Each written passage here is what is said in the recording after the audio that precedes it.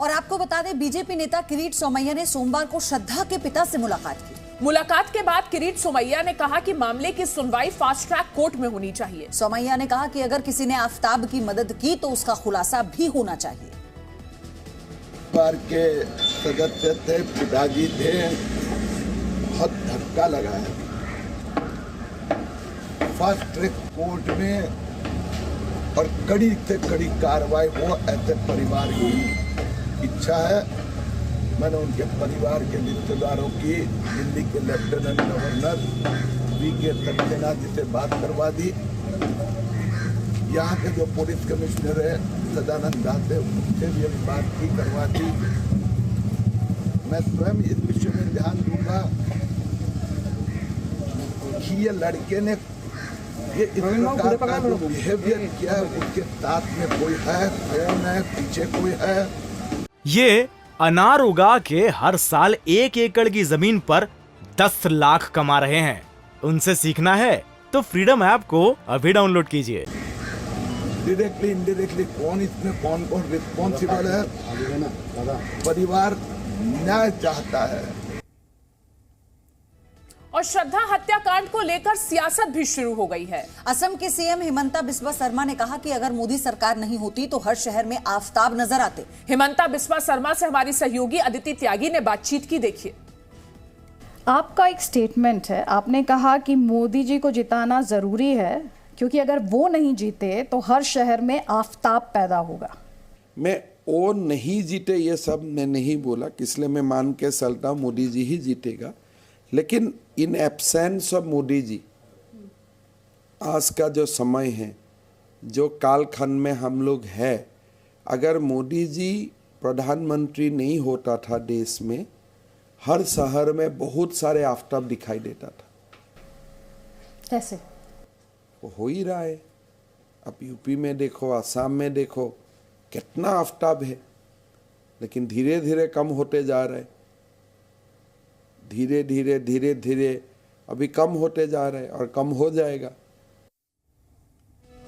और बड़ी खबर इंडोनेशिया से, जहां एक जबरदस्त भूकंप आया जिसमें 162 लोग मारे गए हैं। तो ये बड़ी खबर है। इस वक्त की राहत और बचाव का काम अभी भी चल रहा है। इंडोनेशिया के पश्चिमी जावा प्रांत पर भूकंप का कहर टूटा है। तो सोमवार को ये भूकंप आया। 25 लाख से ज्यादा की आबादी जिस इलाके में रहती थी, वहां पर भूकंप आया। और आपको बता दें कि जिस तरह से प्रभावित हुआ है भूकंप के चलते एक पूरा हिस्सा आबादी का, ये आंकड़ा बढ़ सकता है। भूकंप का केंद्र इंडोनेशिया की राजधानी जकार्ता से करीब 75 किलोमीटर दक्षिण पूर्व में सियानजुर शहर के पास था। भूकंप में 2000 से ज्यादा घर तबाह हो गए हैं। हर तरफ इस वक्त त्राही त्राही मची है।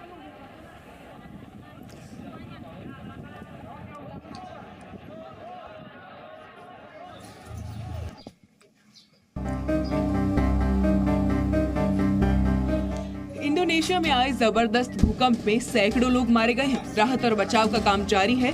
फंसे लोगों को ढूंढा जा रहा है। इंडोनेशिया के जिस इलाके में भूकंप आया है, वहां 25 लाख से ज्यादा की आबादी है। भूकंप से मरने वालों का आंकड़ा बढ़ने की आशंका है।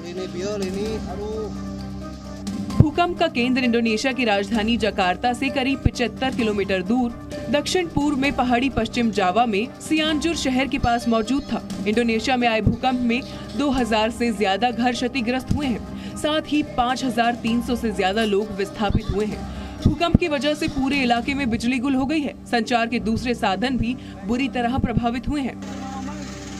इलाके में लैंडस्लाइड होने की वजह से लोगों को निकालने में भी परेशानी आ रही है। अस्पताल भूकंप पीड़ितों से भरे पड़े हैं, लिहाजा अस्पताल की पार्किंग में भी सैकड़ों पीड़ितों का इलाज किया जा रहा है। कुछ लोगों का इलाज आपातकालीन टेंट के नीचे भी किया जा रहा है। भूवैज्ञानिकों के मुताबिक अधिकारी अभी भी भूकंप से हुए नुकसान का अनुमान लगा रहे हैं। विदेश मंत्री एस जयशंकर ने इंडोनेशिया में आए भूकंप में मारे गए लोगों के प्रति संवेदना जताई है। ब्यूरो रिपोर्ट, जी मीडिया। वहीं केंद्र सरकार देश में युवाओं को रोजगार देने के लिए लगातार गंभीर प्रयास कर रही है। इसी सिलसिले में आज केंद्र सरकार की तरफ से दूसरे रोजगार मेले का आयोजन किया जा रहा है। सुबह 10:30 बजे वीडियो कॉन्फ्रेंसिंग के जरिए पीएम मोदी 71,000 कैंडिडेट्स को अपॉइंटमेंट लेटर सौंपेंगे। इस मौके पर प्रधानमंत्री मोदी इन कैंडिडेट्स को संबोधित भी करेंगे। और इससे पहले 22 अक्टूबर 2022 को पहले रोजगार मेले का आयोजन किया गया था। उस कार्यक्रम में प्रधानमंत्री नरेंद्र मोदी ने 75,000 कैंडिडेट्स को अपॉइंटमेंट लेटर सौंपे थे। और आगे बढ़ते हैं, भारत और रूस के बीच दोस्ती दुनिया में एक मिसाल के तौर पर देखी जाती है। दोनों देशों के बीच राजनयिक संबंधों के 75 साल पूरा होने का जश्न दिल्ली समेत देश के 3 महानगरों में मनाया जा रहा है। सोमवार को दिल्ली में इस कार्यक्रम के उद्घाटन के मौके पर रूसी राजदूत डेनिस अलीपोव ने दोनों देशों की दोस्ती को लेकर बड़ा बयान दिया। उन्होंने कहा कि दोस्ती से ज्यादा कुछ नहीं होता। रूसी राजदूत ने ये लाइन हिंदी में बोली। There is a popular saying in India, दोस्ती से ज्यादा कुछ भी नहीं होता. There is nothing more important than friendship, a very precise characteristic of the trusted and friendly character of Russian-Indian strategic partnership. और नमस्ते इंडिया में यहाँ वक्त है एक ब्रेक का। ये अनार उगा के हर साल 1 एकड़ की जमीन पर 10 लाख कमा रहे हैं। उनसे सीखना है तो फ्रीडम ऐप को अभी डाउनलोड कीजिए।